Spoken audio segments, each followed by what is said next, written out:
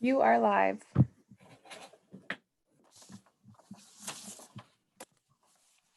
All right, great. Thank you everyone for joining us. This is the deliberations for the August 20th, 2020 Zoning Board of Appeals hearing. During deliberations, zoning board members review cases and take action by voting. There is no participation by applicants or the public during deliberations. So we can go ahead and get started with case that will go in order. Go ahead and get started with case number 1. Open it up to thoughts, comments, go through the standards. I didn't have any problems with this one. This is what, say that again? Oh, I just said I didn't have any problems with this one. This is 150 Highland Avenue, the St. John's Home expansion. I don't have any problems with it. All the standards. Oh, I'd like to make a motion to grant based on the standards as written. I'll second A it. second. Okay, and I will poll. We have a motion, we have a second. Jim, Grant, David, Grant. Lorraine, Yes, Grant. and Cora, Grant. and Joe. Grant. So the motion carries 6-0. Next case is case number 270 Rockingham. Let's open it up for conversation. Matt, just real quick, I think it's 5-0, right? 5-0. you know, 5. Sorry. 5. It is 5-0. Case number 1 is 5-0.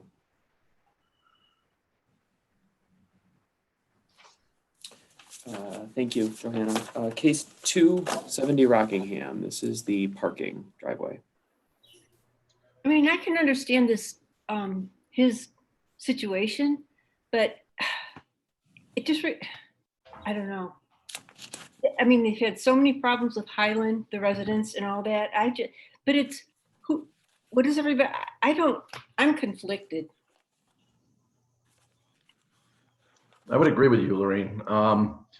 Here's my conflict. One is there's a effort out there to get together a comprehensive parking plan for the surrounding area of Highland, which got stalled due to the situation. So Right. part of me is thinking, do we not, have a knee-jerk reaction? Because it is, on the other hand, it is kind of a unique situation. He doesn't have a side yard to bring a driveway behind his house. Mhm. Then I go back to the other conflict. One is by making the curb cut, he actually takes away a parking spot. So it's almost like a net zero gain loss. There's no gain. parking. What's that? I'm saying it just even swapped to me. I was Yeah. gonna, So it's not as if he's helping alleviate the parking problem on the street. It's just a convenience for him to get his car off the street. So that's where I agree with Lorraine. I'm torn because I see the benefits and I see the challenges, but I also see the detriment to that neighborhood. There's not, I drove by there. I did not see one parking spot off of a driveway, at least in that block, if I'm correct. But so I'll let you guys express your thoughts, but that's where I'm at. I was conflicted also. I'm sorry. I was conflicted. I was out there last Saturday. I wanted to go out in the late afternoon and early evening to see what it was like. Nowhere to park. I was actually parked next door to it because the driveway was being paved. I'm sorry, the driveway was being sealed and they had it blocked off. So I parked in front of that driveway. But I went back again today because I was confused. And what I did is I looked at, I walked it between the entire block, and virtually everybody on the left-hand side of their house has some kind of a driveway. Some not too good, but most of them, in fact, are legal driveways because of the size of this thing here, size of the lot. He can't get anything back towards the back of his house. So, and based upon that, I was really conflicted when we started, but then I listened to what the man said about the practicality of trying to find a spot to park. Well, he bought the house the way it was. However, when he mentioned the story about how he can't get his garbage picked up, because people park all three spots in front of him, and how he couldn't get the trash picked up, and how he actually put it up in the street. It made me feel a little better about granting something like this. I don't like front yard parking. I think this is kind of unique, at least for this part of the street, street to street. I had a problem with it, but now I don't have a problem with it. Well, I feel the same way because I'm very familiar with the area. It's been like that for years. And I understand it, and I see no problem.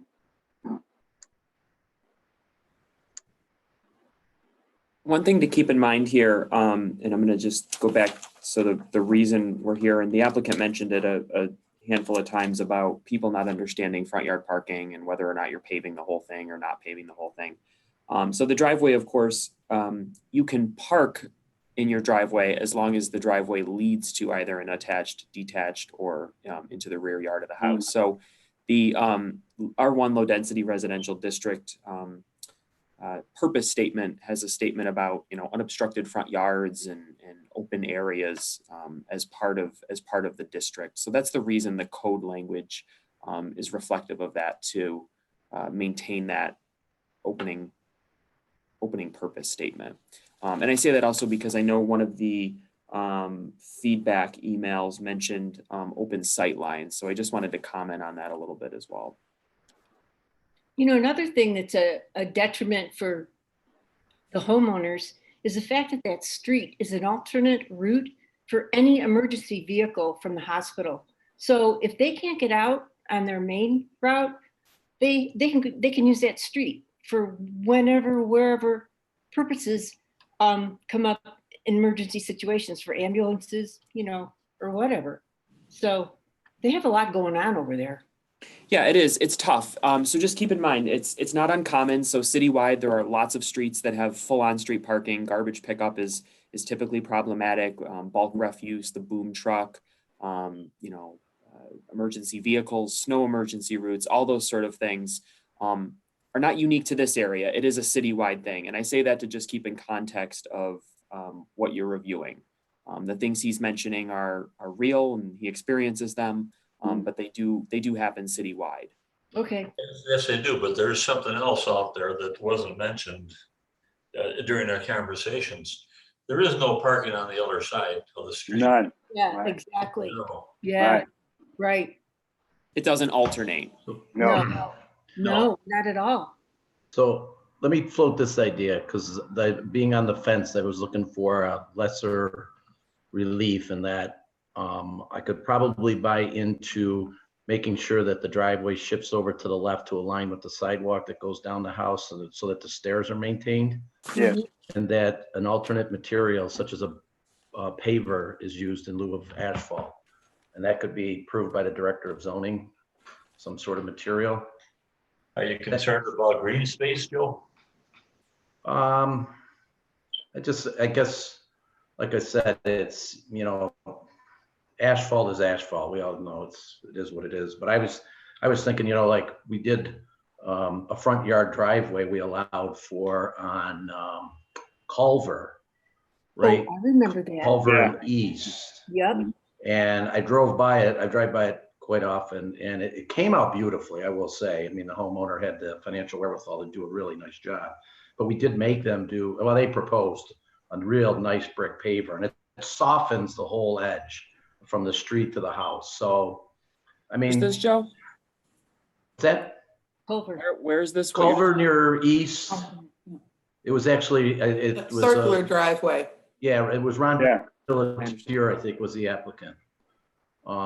Because of the narrow driveway and cars and that, but they did a nice job. And I think somebody else right down the street from there did another one. I don't know if it needed to come to us or was a replacement, but they did a nice job too. So sometimes a precedent can be set to do really nice front yard parking as well. You are always concerned about setting precedents, but I think if you are inclined to approve this, you should recite the unique characteristics of this neighborhood and Yeah. that would 'Cause that's- yeah. like the no parking across the street, like the Yeah. being across the street from the hospital, that sort of stuff, that would limit the precedent-setting value of this if you were inclined to approve it. Oh, And that's Joanna, as you and I both know, right. the last how many years, it's always been, we take every case on its own merits. And Yep, exactly. okay, I just want to go into some numbers here, piggybacking off of Joe. So the front wall of the house is 32.2 foot wide, and I'm just looking at the survey map included in here. So if you take the 32.2 and you subtract the 18 front porch, it leaves a 14 foot span. So you got to subtract out the steps. So you got a couple feet there. It brings it to 10. You can shift it over to ensure if you want to keep the concrete walkway, to delineate the concrete walkway from public sidewalk to the front of the house, and then have something on the left there's side. enough room to keep even that sidewalk going up the driveway? Yes. Oh, Oh, good. wow. As long as there's no physical barrier to the left side of the house. Okay. I don't think so. No, I don't. I'm just doing the math. So it leaves 14. You subtract that out, they could shift it over. So there's room, according to the numbers on the survey, to do it starting at the left side of the private sidewalk. Okay. What about the material, Joe?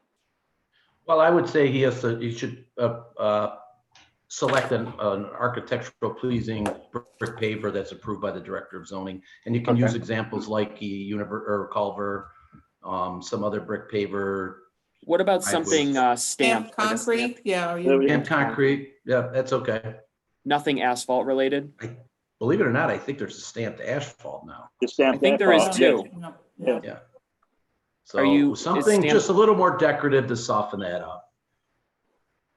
And so, anyway, with that being said, I'll make a motion to grant on the condition that the driveway starts at the most westerly edge of the property line and goes to the east. 10 feet, Matt, is what he can get? Yeah, so this is the. Well, actually to the sidewalk then, right to the edge of that existing The sidewalk. western edge of the sidewalk Property. extending over. Yes, and that it be a material approved by the director of zoning, I'll but second not it. street asphalt. I'll okay. second it. Oh, sorry, I'm sorry. I'll second it. And I would also like to say that, as Joanna mentioned, going through the standards, the unique situation in this case is twofold. One, there's no room to bring a driveway back to the rear of the property. And two, there's no on-street parking on the south end of that street. And we know what Highland Hospitals, the situation they've created are similar to U of R's. Okay, Well, there's Okay. also no alternating, so the applicant doesn't Right. get relief. okay. Doesn't get any relief. Okay, so the motion is on the table. Is there a second? I second it. All right, Jim, Grant, David, Grant, Lorraine, Grant. Cora, Grant. and Joe. Great. If the motion carries 5-0. All right, case number 3 is 316 South Winton Road. Open it up to conversation, thoughts, questions. now this one I sort of have a problem with it. Maybe because I'm not familiar with the material that he's talking about. Is anyone on the board familiar with the same? Well, that material they're talking about is, I did Google it actually during the hearing. It is pretty unique, but I have to set that aside because the color, it's all about the color. We really can't.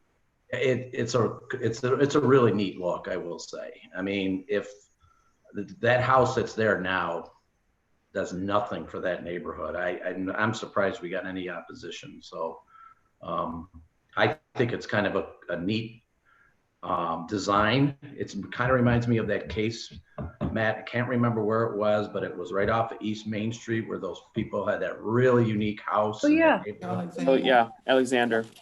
And I like that eclecticism of a neighborhood where people's personal choices and personal you know, decisions are portrayed in their house design. So I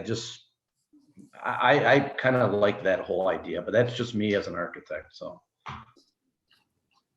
The applicant brought up an interesting point too, and it's on the map that I included. So there's two places of worship just to the north of this on either side of South Clinton Road, closer to yeah. Hillside Avenue, Mhm. both of which are much more modern architecture than some of the other housing stock in the area, which I thought oh was an yeah, interesting point. yeah. Louis Kahn did the one just south on The Winton temple there. and then Unitarian Church. Yeah. Yep. I mean, like I said, that's my personal opinion of how I like that. I mean, it's a pretty dramatic change, but that house, the way it is, to just, you know, side it and put it back to like a 1950s ranch, to me is like, I don't know. You know, I have a problem with the fact that, I mean, it isn't in a historical district, but it was built in 1957. To me, that's like a contradiction of terms. And I know you sent us that explanation, but still, why should they be held to that when 1957, I don't know if anyone was born then, but it doesn't, I don't know of any historical value to it. So I don't understand that. Yeah, so people can make an argument that there's, a unique feature to a home or something. You know, we always say architecture is sort of the story of history. What's popular at the time is what you see. But there are unique features to things. True divided light windows, things like that. I think with this case, though, changing the original exterior cladding sort of drives the need to change also the windows. The two of them kind of go along with one another. It's not like you're going to change the windows to what they're proposing and leave the siding or vice versa. So I think that's part of the story. I will say in the beginning, listening to the beginning of the case, I was very skeptical, but as I listened more and I Googled that look and thought more about some of the other cases we've had over the years, and, I started to warm up to it as there would be something kind of unique and kind of cool in that neighborhood. And I'm a big fan of, it's your house, you pay the taxes on it, as long as it's not something so offensive. Why can't you have it be what you want it to be? You know? Yeah. And also they can change the roof as of right too, because the roof is not an original, Okay. I think it's going to be surprisingly neat looking house. I really do. I think, unfortunately, we couldn't look at color renderings, but I think if we could have saw color renderings, and I know we're not supposed to be talking about color, but it makes a big impact on the mitigation of it. Let's put it that way. Yeah. Well, the applicant also submitted a surrounding properties photo that has a single story ranch with vertical siding on it. Yeah. Right. I mean, to each their own. Everybody should, I know. as long as you're not painting your house, something crazy or whatever. I don't know. It's not like they're trying to do it, on a shoestring budget. This is a complete gut renovation. They're putting a lot of money into this. So anyway, if it helps, we can go through the standards. Well, yeah, let's talk about them a little bit. So the benefit to the applicant, and the applicant did a good job, I think, of outlining some of the benefits and what they're trying to do. Any potential detriments to the welfare of the neighborhood? We said it's a unique house. There's some varying architecture in there. Any other potential detriments? No, I think it enhances that neighborhood, other than hurting some people's feelings. I mean, right? But it's a complete restoration. So how can that be detrimental to the neighborhood? That existing house as it is now is detrimental. Yeah, there's a lot of problems. I mean, essential character of the neighborhood or the area, I think if you expand that area even, there's a lot of unique houses in there, which I think makes up the whole character of that area. Yeah. I really do. And I think it's okay to sprinkle in something really unique in the middle of all that historic. Again, I refer to this when we've gone to other projects with historic, the history kind of tells a story of how times were, what people were thinking, what people's tastes were, what was popular. So to Do you that think end, do you think it also mitigates it a little bit because it's on the main corridor and it's not like on one of the side streets where they're all the same?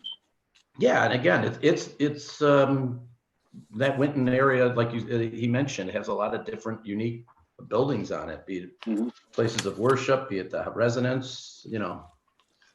I don't know. That's where I'm at. I think you'd have more opposition if it was nestled within a neighborhood Yeah, within right. there. I Yeah. agree.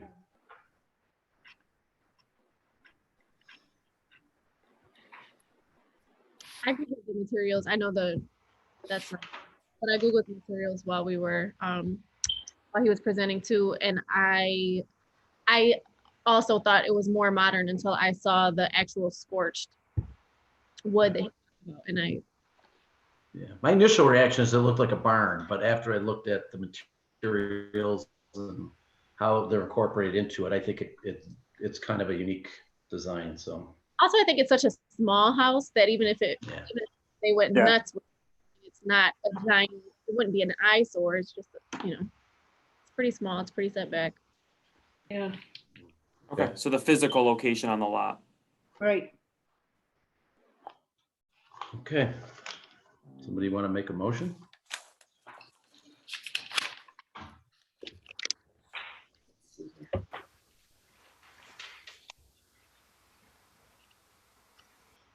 Promotion? I'll make a motion to grant. I'll second. All right, and I will poll Jim, Grant, David, Grant, Lorene, Grant. Cora, Grant. and Joe. Grant. Motion carries 5-0. Case 4 is the sign on South Union Street. Open it up to thoughts, questions. I really like this design. And Jim, I had the same thoughts about the greenery. And yeah, I hope they rip it all out because I think it looks baggy over there. And I like the design, how it was just flat. It made the sign pop. I mean, I know that's not what I don't know if that's really up to us, but Keep in mind that may be part of an approval from SLA if they're serving liquor outside. I think you have to have the area partitioned off. So maybe Oh. that's what they're using. I Possibly. like it though. I think it's playful. I agree with Cora. I like All it. right. It's neat. I like this meeting. It's a new area. And, I Any, don't know. any concern with the time? Yeah, I was going to just mention that. I think they should be allowed to have that on with their hours of operation, not just the patio, Yeah. because they're open, I think, an hour later inside than the patio. He said midnight and the patio is 11. Yeah. 11. And you know what? If I'm driving by and I see that sign off, I'm like, oh, they're You're gonna closed. stop, right? So I say the sign stays with their hours of operation. That Yeah. would be my only condition. I would So the agree. signs, so the illumination, the internal illumination, it coincides with their hours of operation. Yeah. Yes, Oh, yes. yeah. Good one, Joe. Yeah. I like the ampersand.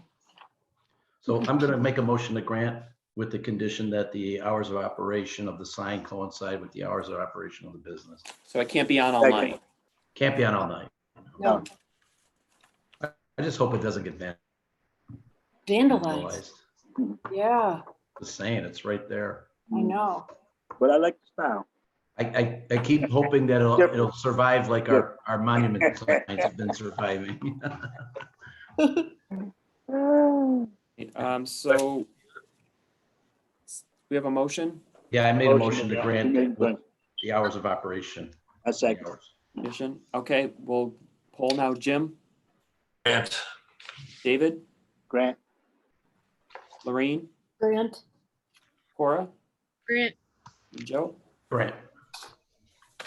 Oh, it's so dark in here. All right, case 5 is State Street. So this is another DBHV. The alteration is directly related to the change of use. So the intent of the code is to maintain, obviously, the unique features that the building brings. But this case is one where they're actually proposing a change of use. So kind of rides along with that. Any thoughts or comments on this one? I think anything done to this building is a huge asset to there. Yes. That thing. Well, they're trying to mirror the buildings to the north, Brutal. heading up State Street Yeah. too. So, in terms of like essential character of the area, Yeah. aside from the fact that they're rehabbing the building, it would fit it more in line. Yeah, it's a great project. I mean, it's expand. Like I said, I had this client had contacted our office to look at it, and I think Peter did a great job. And that whole outdoor deck area goes right inside with that old High Falls district. It's a nice asset because that building right now is a big eyesore. I mean, the south end of it's about ready to collapse. They've got it reinforced with steel, like. So I just like the whole thing. And I mean, let's be realistic. The first floor will probably never come back to retail. So, making it an efficient project that's resident, it's units, apartment units. And you can't have storefronts in somebody's apartment. So it reminds me of the big project that Passero submitted over there in the Northeast, David, in your area, where they have the first floor level, grade level units. Yes. Yeah. So, I mean, that's becoming a real pattern now to convert these retail spaces into grade level living units. So There's a demand for the residential, yeah. yeah. I'm surprised that I'm happy the building's get up. I researched that building a couple of years ago since my aunt and her husband had a business in there in the 1920s during Prohibition. They were selling the wrong stuff. Anyway, I looked at that building. I looked up at the top and saw that it used to be part of the International Order of Oddfellows. And it's not Toronto, by the way. It's Terrionto is the name of their fraternal organization. But be that as it may, when I saw those girders on the south side, I said, man, I'd hate to walk by that thing during a windstorm. The very fact that it's going to stay up and give a new life makes me feel better, especially since it's across the street from Kodak and what's left of Kodak. You don't want vacant spots on State Street. So I'm happy with it. I have a question. In looking at the people, the occupants that are already present in the other, 3/4 area of that block, would this potentially be in the future a displacement for those people simply because we're looking at a really nice new development entering into the picture? That's the only concern. I know we probably can't do anything about it, but. I don't think so. I don't think so because you You have don't think so? Oh, good. other buildings up and down Lake Avenue, State Street that are new, and some is affordable. Urban League has a major building now. I don't think I think it's a great project. I think it's a great project. Well, it is a good project. I'm just saying that there is a lot of displacement for people. Well, that building, I don't think so. Yeah, so keep in mind, we're looking strictly at the change here. I know what we're looking at. I just brought it up. Sorry. That's right. Okay. Any other thoughts or Cora? I'm sorry. Go ahead. Is any of that retail still open? There was like a sandwich shop over there. Are they still? I don't think anything's in there right now. I don't think anything's open right There's now. not anything going. Yeah, it's a good question. I think it's all vacant at this point. Yep. Kodak work, there was a Rubino's across the street that you're thinking about. It did very well, but when the building was downsized, that ended the business. The Kodak building downsized, and Well, I'm going to make another motion to grant. A second. Jim, Grant. David, Grant. Lorene, Grant? Cora, Grant. Joe. Grant. Motion carries 5-0. And last case of the night is case number 6112 Hudson Avenue, expansion of a non-conforming use. And this one you have seen before. That the addition that you probably saw going up was before you guys a year or two ago. The frontage. Yeah. The front, correct? Yeah, along the street frontage. I want to point something out that we're about to make history here. David Carr is going to be able to catch a little bit of something on Hudson Avenue without confusing himself. Well, Oh, I thought you were going to say you used to go to that building back in Prohibition or something. I'm not quite that old, Come on, Joe. Joe. I thought we was all right with me, man. We have some great projects coming along that way. Matter of fact, right next door. Any David's the concerns with mayor. this one? Yeah, Mayor I of know. Hudson Avenue. Somebody want to make a motion? I grant. I move the grant. No second. Great. And Jim, Grant. David, Grant. Lorene, Grant? Cora, Grant. and Joe? I think we have to have one no vote all night. No, we don't. All right, no, I grant. All right, so that motion carries 5-0. And Yeah. that is all of the cases tonight. That concludes the Zoning Board of Appeals hearing Great. for August Great 20th. job, Cora. Yeah. Great. Thank you, everybody. Yes, Cora. And you, thank you, Cora. everyone. Okay, see you next month. Have a good weekend. Okay. Bye, everybody. Night. Take care. Good night.